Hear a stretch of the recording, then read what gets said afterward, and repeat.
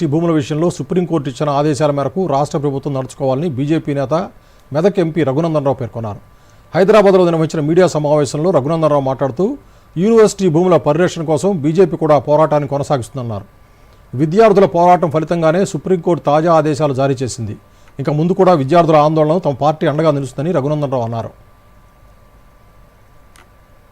HCU విద్యార్థులు ముక్త కంఠంతో జరిపినటువంటి పోరాటానికి ఫలితంగా ఈరోజు వచ్చినటువంటి తీర్పు విద్యార్థులకు అనుకూలంగా కనబడుతుందని చెప్పి దాన్ని మనం ఇంటర్ప్రిట్ చేసుకోవాలి.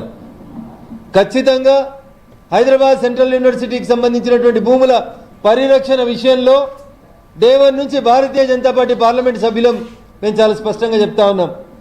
అన్ని వేదికల మీద కొట్లాడతామని చెప్పినాం. గౌరవ హెచ్ఆర్డీ మంత్రి ధర్మేంద్ర ప్రధాన్ గారికి విజ్ఞప్తి ఇచ్చినాం. కేంద్ర అటవీ పర్యావరణ శాఖ మంత్రి భూపేందర్ యాదవ్ గారికి కూడా లెటర్ ఇచ్చినాం. వారు కూడా తెలంగాణ అటవీ శాఖ అధికారుల నుంచి నివేదికను కోరినారు. మేము మొదటి నుంచి కూడా ఈ విషయంలో చాలా స్పష్టంగా యూనివర్సిటీ విద్యార్థులకు అండగా ఉన్నామని చెప్పి